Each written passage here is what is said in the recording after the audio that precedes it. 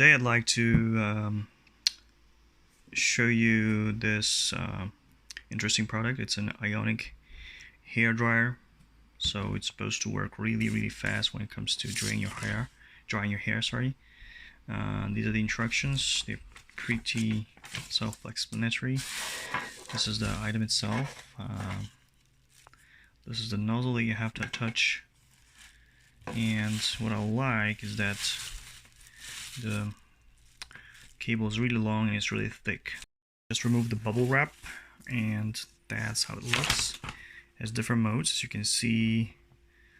This is the cold air shot, so if you want to dry like different modes, and it has different intensities which you control by this button here.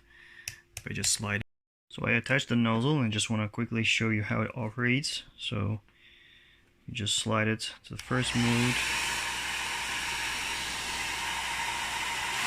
second, and that's the highest intensity. That's the third mode, which is really hot air steaming. And then if you want some cold air, just press this one.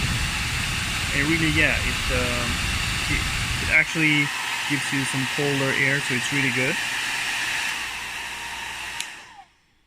And that's how you operate it. Easy peasy. Thank you for watching.